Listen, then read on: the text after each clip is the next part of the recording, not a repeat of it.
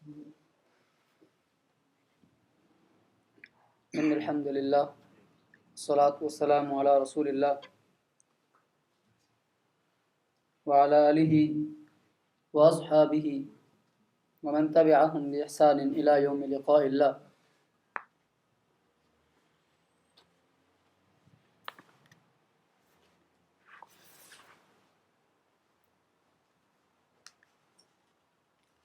قال الله تبارك وتعالى في كلامه الكريم والفرقان العظيم: إن الذين قالوا ربنا الله ثم استقاموا تتنزل عليهم الملائكة ألا تخافوا ولا تحزنوا وأبشروا بالجنة التي كنتم توعدون نحن أولياؤكم في الحياة الدنيا وفي الآخرة ولكم فيها ما تشتهي أنفسكم ولكم فيها ما تدعون نزلا من غفور رحيم. صدق الله مولانا العظيم. وقال رسول الله صلى الله عليه وسلم عن أنس رضي الله عنه عن النبي صلى الله عليه وسلم قال: لا يؤمن أحدكم حتى يحب لأخيه ما يحب لنفسه. متفق علیہ.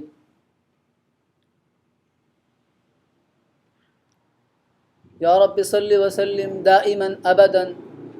على حبیبک خیر الخلق كلهم. اللهم صل وسلم على حبیب خیر خلقک سیدنا و مولانا محمد وعلى آلہ واصحابہ واتباعہ اجمعین. رب لم یزل نے ہم پر جو بے بہا انعامات و احسانات کیے ہیں، ہم سب کو ان کا ادراک ہونا چاہیے، اس کا احساس ہونا چاہیے. بے حسی کی زندگی سے نکل کر احساس اور شعور کی حد کے اندر داخل ہونا چاہیے. ہم اس دنیا کے اندر آ تو گئے ہیں، لیکن ایک عجیب نفسا نفسی اور افراتفری کا عالم ہے کہ ہم آنے کے بعد بھی اپنے مقصد زندگی سے ابھی تک نا آشنا ہیں. کیفیت یہ ہے کہ ہمیں اپنی ذات کی فکر ہوتی ہے، ہمیں اپنی اولاد کی فکر ہوتی ہے، ہمیں اپنے گھر بار اور مکان کی فکر ہوتی ہے، ہمیں اپنے رشتہ داروں اور عزیزوں اور برادری کے لوگوں کو خوش کرنے کی فکر ہوتی ہے. غرض یہ کہ دنیا کے تمام تر کاموں کی ہمیں بالکل فکر ہوتی ہے، لیکن اپنے اس مقصد کو اور اس انجام کو کہ جس کی طرف ہم بڑھ رہے ہیں، جس کی طرف ہم جا رہے ہیں، چاہتے ہوئے بھی نہ چاہتے ہوئے بھی. یعنی کوئی بندہ چاہے نا کہ میں جا رہا ہوں، جانے کی کوشش کر رہا ہوں، تیاری کرے، تو وہ بھی جا رہا ہے. اور جو نہ چاہے کہ میں نہیں جاتا، میرا نہیں دل کر رہا، تو تب بھی اس نے جانا ہے اور وہ جا رہا ہے اور وہ سفر کے اوپر چل پڑا ہے. کوئی اس کے لیے معافی تلافی، اس کے راستے میں کوئی رکاوٹ کچھ بھی نہیں ہے. موت کا یہ سفر ہے اور اس موت کے سفر کے اوپر ہم سب چل رہے ہیں، اور یہ موت جو ہماری منزل ہے اس دنیا کے اندر، وہ ہم کو آ کر رہے گی. ہم نے وہاں پر پہنچنا ہے. ہم اس سفر کا آغاز جو ہماری عمر کا سفر ہے، اس عمر کے اس زندگی کے سفر کے اندر ہمیں اس بات کا جائزہ لینا چاہیے کہ ہم اس سفر کو کس طریقے سے طے کریں گے. اور جتنا سفر ہم نے ابھی تک طے کر لیا ہے، مثال کے طور پر اگر کسی کی زندگی 60 سال کی زندگی ہے اور اس نے 40 برس گزار لیے ہیں، جائزہ لے کہ میں نے 40 برس کیسے گزارے، ان 40 برسوں میں نے کیا کھویا کیا پایا. ہم اپنی کاروبار کے اعتبار سے اپنی بیلنس شیٹ بناتے ہیں. جب ہم نے انکم ٹیکس جمع کروانا تھا تو ہم بیلنس شیٹ بناتے ہیں نا کہ کون سے ہمارے جو آمدن کے ذرائع تھے ان میں سے کتنی آمدن ہوئی، پھر کتنے ہمارے اخراجات ہوئے، پھر ہم پلس مائنس کرنے کے بعد ہم اس کے ٹیکس کے جتنے بھی گوشوارے ہوتے ہیں اس کے اوپر اس کو درج کرتے ہیں. ایسے ہی اپنی زندگی کی بیلنس شیٹ بنانی چاہیے اور اپنے زندگی کے تمام ماہ و سالوں کا حساب رکھنا چاہیے، اور ان کو صحیح طریقے سے کہ جو 40 برس گزر گئے اب تو واپس تو نہیں آ سکتے کہ میں یہ کہوں جی کہ 10 سال پہلے کی زندگی میری واپس آ جائے،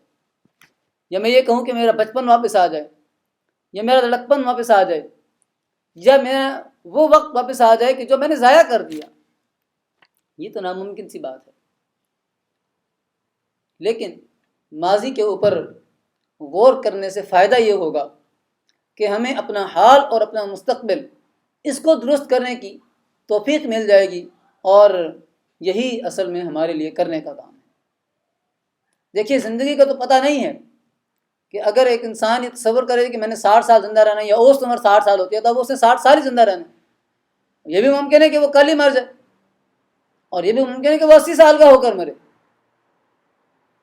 لیکن جو ہمارے لیے ایک چیز مقرر اور متعین کر دی گئی ہے وہ ہے اپنے مقصد زندگی کو اپنے سامنے رکھے رہنا، اور اس سے بالکل بھی اپنے آپ کو پیچھے نہ ہٹانا۔ اگر ہم نے اپنے آپ کو پیچھے ہٹا دیا، اس مقصد زندگی کو فراموش کر دیا، تو پھر نتیجہ یہ ہوگا کہ سفر تو طے ہو جائے گا، منزل پر بھی ہم پہنچ جائیں گے، لیکن انجام پھر وہاں پر جا کر ایک بہت ہی برا انجام ہمارا منتظر ہوگا، اور اس سے کسی صورت پہ چھٹکارا نہیں مل سکے گا۔ تو مقصد زندگی اور زندگی کا یہ سفر، یہ دونوں چیزیں لازم و ملزوم ہیں۔ سفر تو ہم گزار ہی رہے ہیں، لیکن اس راستے کے اندر اپنے مقصد کو پیش نظر رکھنا، یہ پہلی بات۔ میں نے آپ کے سامنے سورہ حامیم سجدہ کی ایک آیت تلاوت کی ہے۔ اللہ تعالیٰ ارشاد فرماتا ہے کہ ان الذین قالوا ربنا اللہ، بے شک وہ لوگ کہ جنہوں نے یہ کہا کہ ہمارا رب اللہ ہے، ثم استقاموا، پھر وہ اس کے اوپر ڈٹ گئے، استقامت اختیار کی، اور اس کے بعد تتنزل علیہم الملائکہ، اپنے مقصد زندگی کو فراموش نہیں کیا، اپنے رب کے ساتھ لو لگائے رکھی، استقامت کا راستہ انہوں نے پکڑے رکھا، اللہ تبارک و تعالیٰ ان کی مدد کے لیے فرشتوں کو بھیجتا ہے، اور وہ فرشتے آ کر ان کو کہتے ہیں کہ بھئی وہ مسائل اور مصائب جن کا تمہیں سامنا ہے اس کے اوپر کوئی خوف نہ کرو، کسی قسم کا ڈر تمہیں نہیں ہونا چاہیے کہ کوئی آفت تمہیں آ کر پکڑ لے گی، کسی قسم کے نقصان کو تمہیں اندیشہ نہیں ہونا چاہیے، اور نہ ہی انجام کے اعتبار سے تمہیں کوئی خوف لاحق ہونا چاہیے کہ ہمارا انجام بہت برا ہوگا، اس لیے کہ تم نے اپنے مقصد زندگی کو سامنے رکھ لیا ہے، تم نے استقامت کا راستہ اختیار کیا ہے۔ ایسے دنیا کے اندر ہم پاکستان میں تھے، پاکستان میں بھی آپ کو پتہ ہے کہ زندگی گزارنا کون سا کوئی آسان کام ہے۔ آپ نے وہاں کی مشکلات کو دیکھا، آپ نے دیکھا کہ یہاں پر جو میں محنت کرتا ہوں مجھے اس محنت کی وہ قدر نہیں ملتی، مجھے اس محنت کا وہ معاوضہ نہیں ملتا۔ آپ نے سوچا کہ میں باہر جاؤں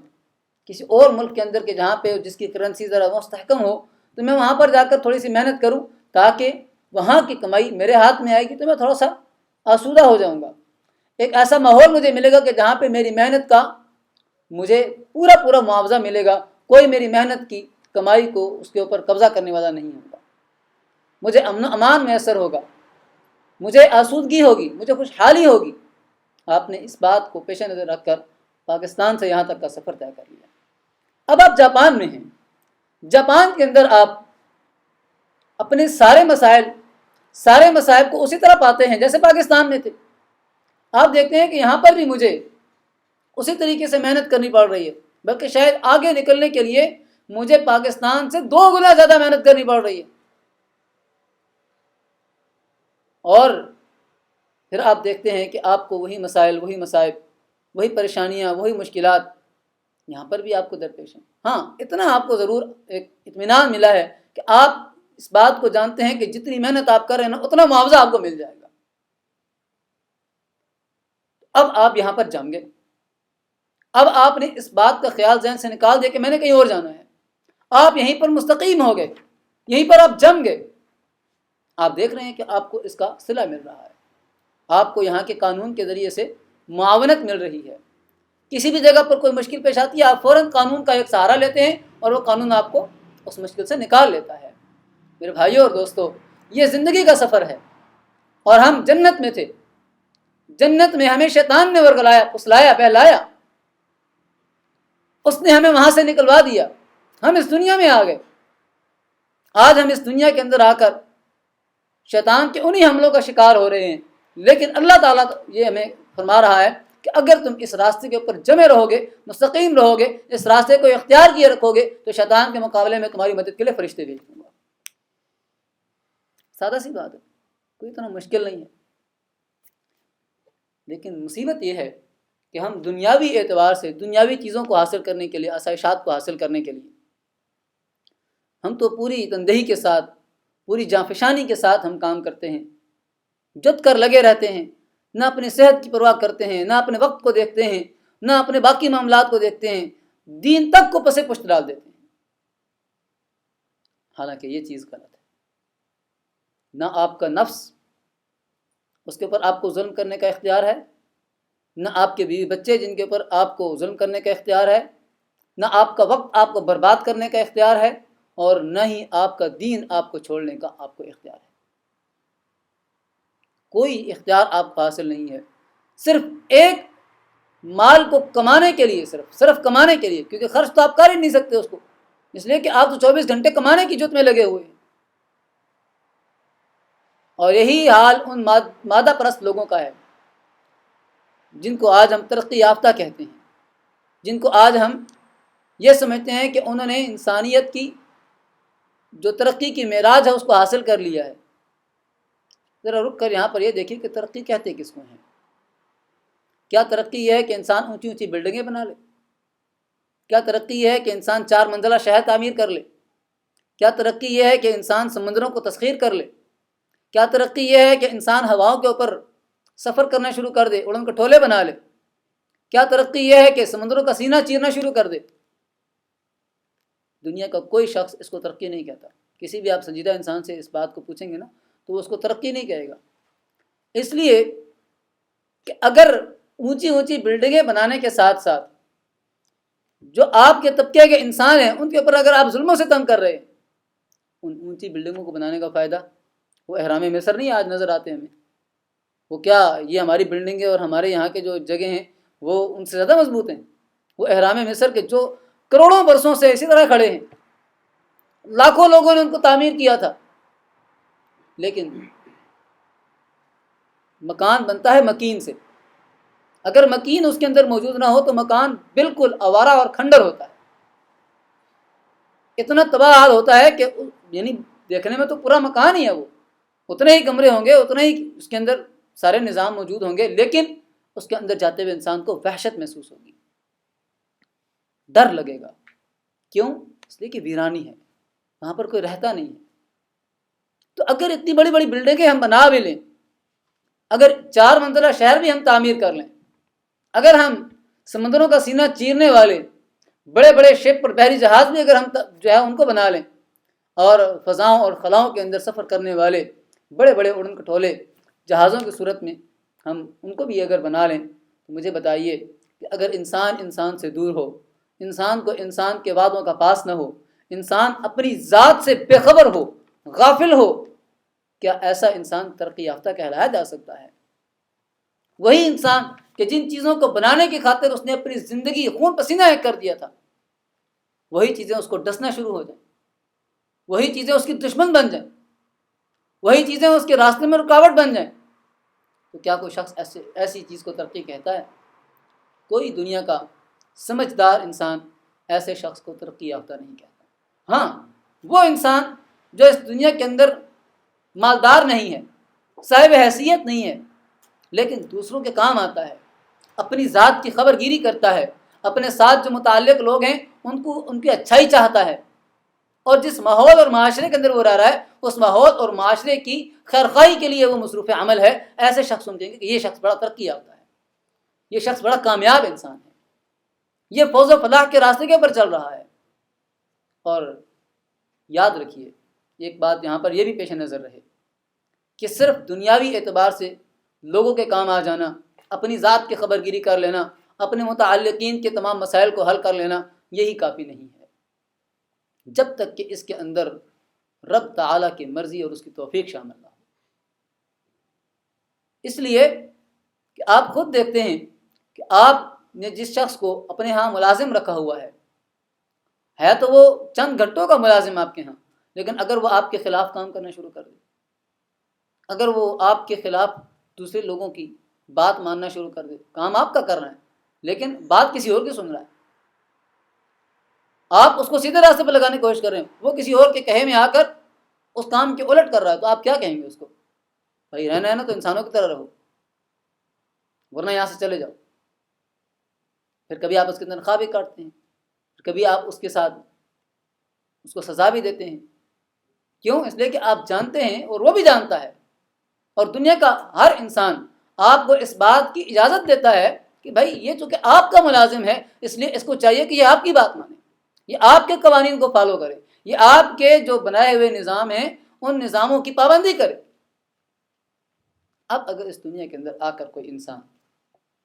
یہ کہے جی کہ ٹھیک ہے میں بڑا اچھا آدمی ہوں، میں اپنی ذات کی خبرگیری بھی کرتا ہوں، میں اپنے متعلقین جتنے بھی ہیں ان کے تمام حقوق کو بھی ادا کرتا ہوں، لیکن رب کو نہیں مانتا، مانوں گا کسی اور کی؟ کیونکہ دیکھیے انسان اس دنیا کے اندر صرف جسم کا مجموعہ تو نہیں ہے، انسان دو چیزوں کا مجموعہ ہے، جسم اور روح، یہ دو چیزیں ہیں۔ انسان اپنے جسم کو کھلاتا پلاتا اور اس کو پھلاتا رہے اور یہ پھول کر کتا ہو جائے، اور رب کو راضی کرنے کی خاطر اپنے روح کو صحیح طریقے سے تسکین کا سامان فراہم نہ کرے، تو کیا یہ ممکن ہے کہ یہ انسان کامیاب ہو جائے گا؟ یہ انسان اگر کامیاب ہوتا تو آج جاپان کے لوگ خودکشی نہ کر رہے ہوتے۔ مادی اعتبار سے ہر چیز ان کو میسر ہے، لیکن ان کی روح اندر سے پیاسی ہے، جس کا نتیجہ یہ نکلا ہے کہ آج اتنی زیادہ ترقی کرنے کے باوجود بھی، دنیا کا ترقی یافتہ ملک کہلوانے کے باوجود بھی آج خودکشی کی شرح یہاں پر سب سے زیادہ ہے۔ میرے بھائیوں اور دوستوں، عرض یہ کر رہا تھا کہ ان الذین قالوا ربنا اللہ، بے شک وہ لوگ کہ جنہوں نے کہا کہ ہمارا رب اللہ ہے، ثم استقاموا، پھر وہ اس کے اوپر استقامت اختیار کرنے والے ہو گئے۔ پاکستان کے اندر آپ کو ماحول میسر تھا، اذان ہوتی تھی 24 گھنٹے آپ کو پتہ چلتا تھا کہ یار اذان ہو رہی ہے، نماز کا ٹائم ہو گیا، یہ ہو گیا، آپ کو یاد دلانے والی بہت سارے عوامل وہاں پر موجود تھے، لیکن یہاں پر آپ آ گئے ہیں، نہ یہاں پر اذان ہوتی ہے، نہ یہاں پر آپ کو کوئی توجہ دلاتا ہے، نہ یہاں پر آپ کو موقع میسر آتا ہے، آپ اتنے مصروف ہوتے ہیں، اتنے مگن ہوتے ہیں، اتنے پریشرائز ہوتے ہیں کہ آپ نکل نہیں پاتے، لیکن اللہ کی طرف سے پکار تو آ گئی، وقت تو داخل ہو گیا۔ اب اگر آپ اللہ کے اس پیغام کو فراموش کر دیں گے اور اپنے دنیا کے کاروبار کے اندر لگے رہیں گے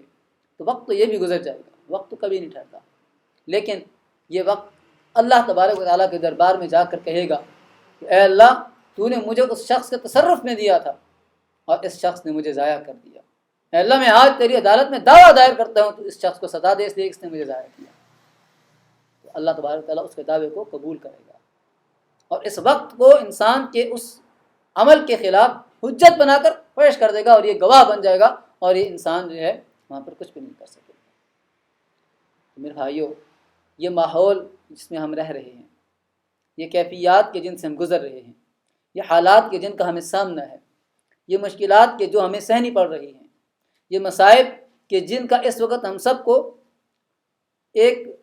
عجیب طریقے سے سامنا کرنا پڑ رہا ہے، ہم سب کو، کہ جہاں چاروں طرف سے حالات ہمارے خلاف ہیں، اس بات کا ذرا اندازہ لگا لینا چاہیے کہ آیا ہم اپنے رب کو جواب دینے کے لیے تیار ہیں یا نہیں۔ موت تو یہاں پر بھی آ جانی ہے، جو پاکستان میں موت آنی تھی وہ موت یہاں پر بھی آ جانی ہے، اور یہ موت دنیا میں آپ کسی بھی جگہ پہ ہوں گے، خلا میں ہوں گے، فضا میں ہوں گے، ہوا میں ہوں گے، سمندروں میں ہوں گے،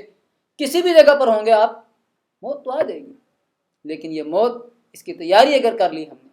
اور استقامت کے راستے کو اختیار کر لیا، اور استقامت کس چیز کا نام ہے؟ استقامت اللہ تبارک و تعالیٰ کے دین کو صحیح طریقے سے سمجھنے کا نام ہے، استقامت اللہ تبارک و تعالیٰ کے دین کو صحیح طریقے سے اپنانے کا نام ہے، استقامت اللہ تبارک و تعالیٰ کے بتائے ہوئے اور نبی اکرم صلی اللہ علیہ وسلم کی تعلیمات شدہ جتنی بھی چیزیں ہیں ان کو اپنا لینے کا اور ان کو نبھانے کا نام ہے۔ ہم شاید یہ سمجھتے ہیں نا کہ ہم نے کلمہ پڑھ لیا بس اب ہماری ذمہ داری پوری ہوگی، اب ہم بالکل بخشے بخشائے ہیں، ایسی بات نہیں ہے۔ زبان سے کہہ بھی دیا لا الہ تو کیا حاصل، دل و نگاہ مسلمان نہیں تو کچھ بھی نہیں۔ یہ زبان یہ اس وقت تک آپ کے کام نہیں آئے گی جب تک آپ کے باقی اعضاء اس زبان کے ہمنوا نہیں بن جائیں گے۔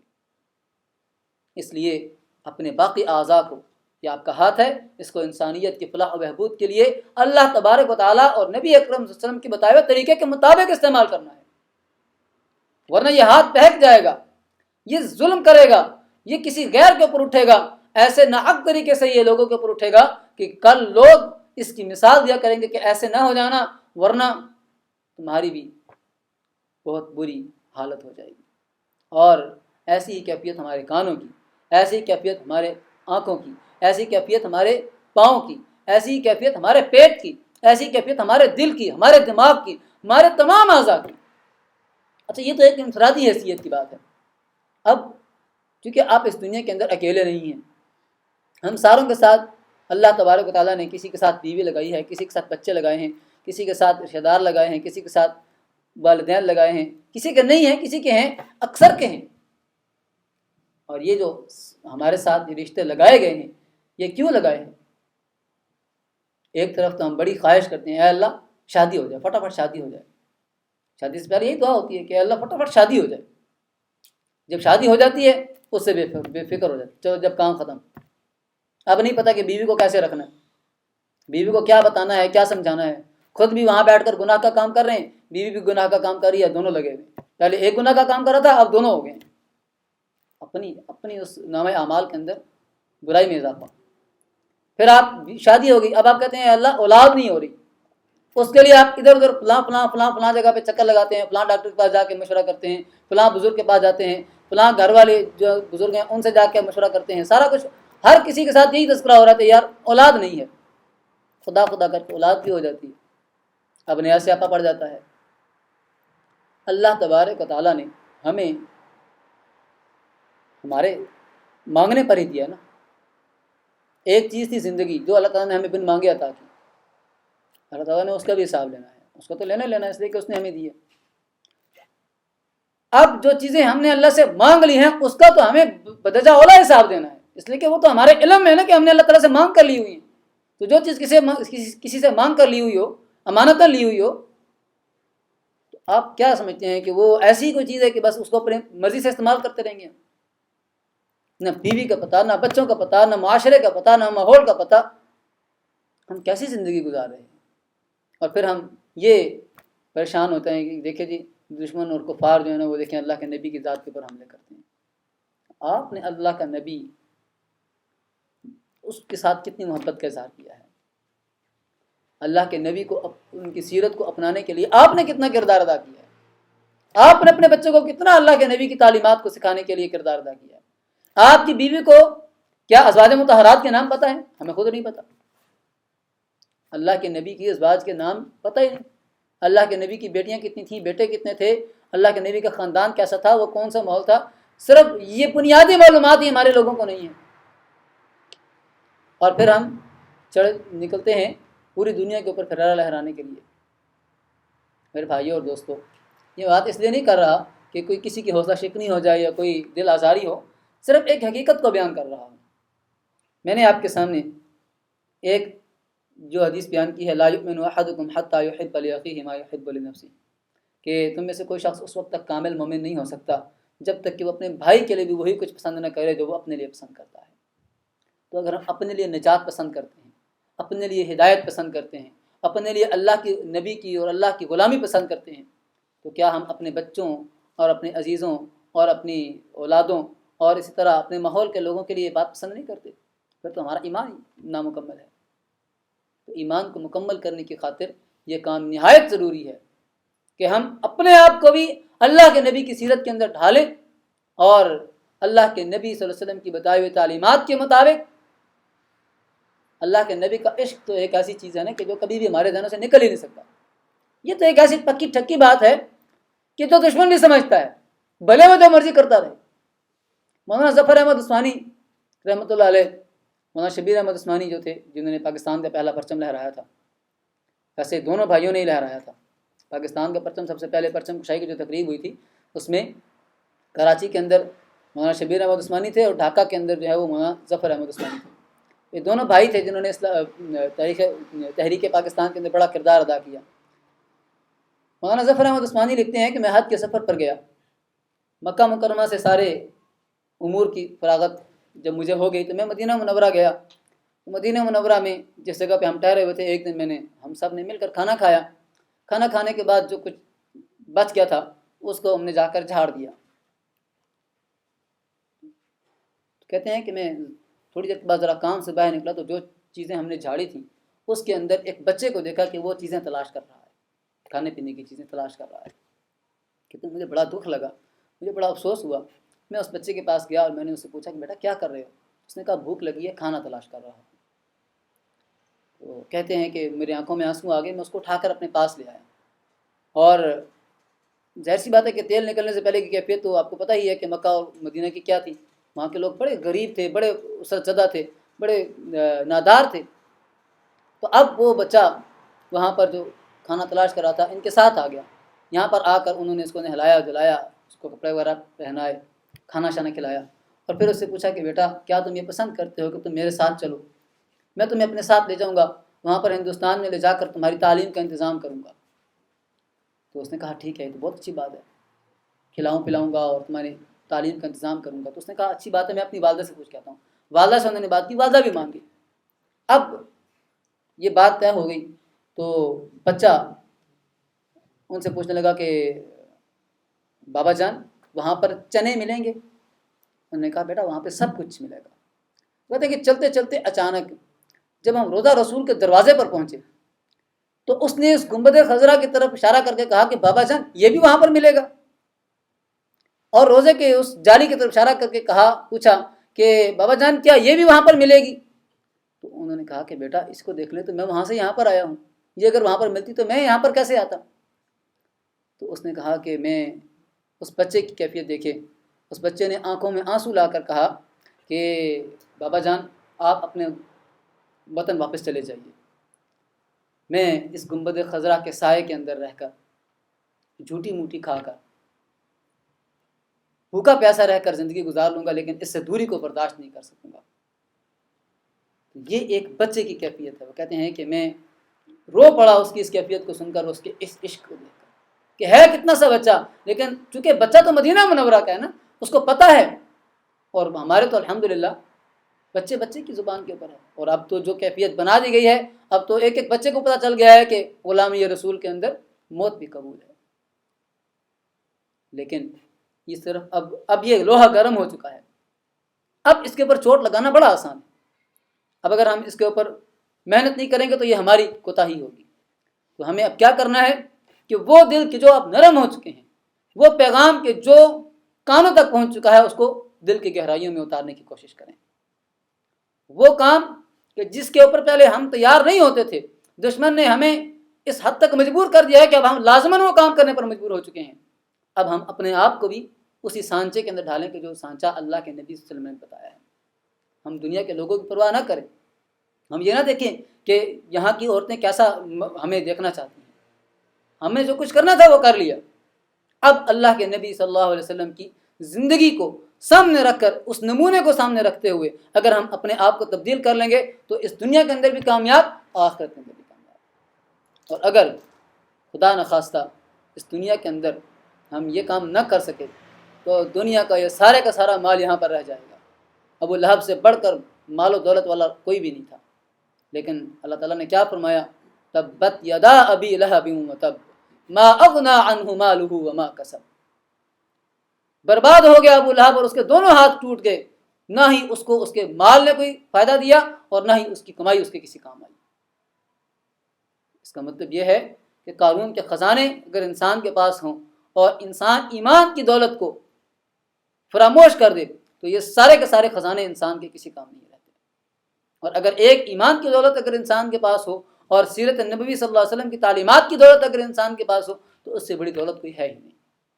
تو اب لوہا گرم ہے، ہم سب کو چوٹ لگانی ہے، اپنے اوپر بھی اور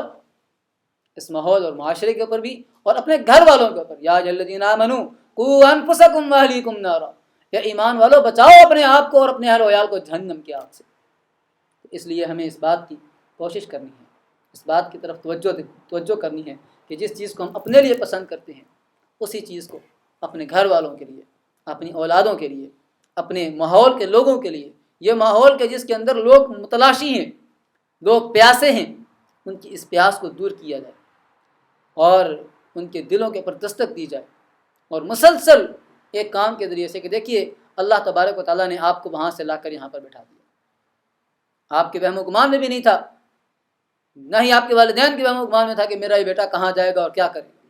لیکن آج آپ یہاں ہیں اور الحمدللہ اللہ تبارک و تعالیٰ کے فضل و کرم سے اچھے خاصے حالات، وہ حالات کے شاید جن میں جاپانی بھی نہیں ہوں گے، وہ حالات یہاں پر پاکستانیوں کے ہیں، لیکن اب اگر ان حالات کو صحیح طریقے سے استعمال نہ کیا جائے، اس دولت کو اگر اللہ تبارک و تعالیٰ کے دین کی خاطر نہ لگایا جائے اور اپنے آپ کو اس قرآن اور اللہ کے نبی صلی اللہ علیہ وسلم کی تعلیمات سے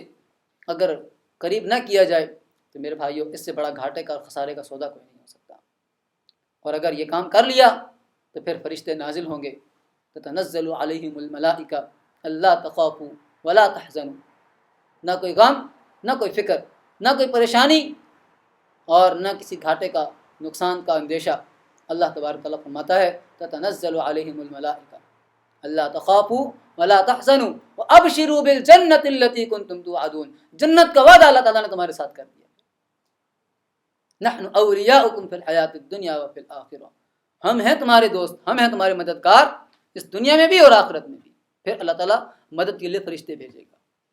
پھر جہاں جہاں پہ کئی مرتبہ کہتے ہیں نا کہ یار کوئی فرشتہ آیا تھا جو ہمیں فلاں مشکل سے مصیبت سے، وہ فرشتے آتے ہیں پھر اللہ تبارک تعالیٰ کی طرف سے،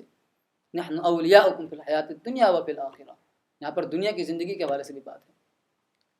اور وَلَكُمْ فِيهَا مَا تَشْتَهِي أَنفُسُكُمْ وَلَكُمْ فِيهَا مَا تَدَّعُونَ، جنت کی تو بات ہی کیا ہے، جنت میں تو جو چاہو گے ملے گا، جنت میں تو جو انسان کی تمنا، خواہش اور آرزو کی جو بھی انسان کرے گا اللہ تبارک تعالیٰ اس کے سامنے لا کر حاضر کر دے گا، اور یہ تو وہ کیفیت ہے کہ نزلا من غفور الرحیم، نزل عربی زبان کے اندر اس مہمان نوازی کو کہتے ہیں کہ جو مہمان کے پہنچتے ساتھ ہی میزبان کی طرف سے ہوتی ہے، یہ تو صرف ابتدائی میزبانی ہے کہ جو چاہو گے ملے گا، جو چاہو گے وہاں پر وہ ہو جائے گا، باقی تو جب تم وہاں رہو گے تو پھر اللہ تبارک تعالیٰ کی تم عطاؤں کی انتہا دیکھنا، پھر وہاں پر تو سب سے بڑی چیز کیا ہوگی؟ ہم سمجھتے ہیں کہ جنت کے لیے سارے کام کریں، اللہ تبارک تعالیٰ جب وہاں پر اپنا دیدار کروائے گا تو اللہ کے نبی صلی اللہ علیہ وسلم نے ارشاد فرمایا کہ پھر جنتی اپنی ساری جنت کی نعمتوں کو بھول جائیں گے۔ اگر اپنے رب کا دیدار کرنا ہے، اس سے ملاقات کرنی ہے، تو اس دنیا کے اندر مجھے اور آپ کو وہی کوشش کرنی چاہیے کہ جو اللہ کے نبی صلی اللہ علیہ وسلم اور ان کے صحابہ اور صالحین نے کی تھی۔ اللہ تعالیٰ سے دعا ہے کہ اللہ تعالیٰ ہم سب کو عمل کرنے کی توفیق عطا فرمائے۔ وآخر دعوانا الحمد للہ۔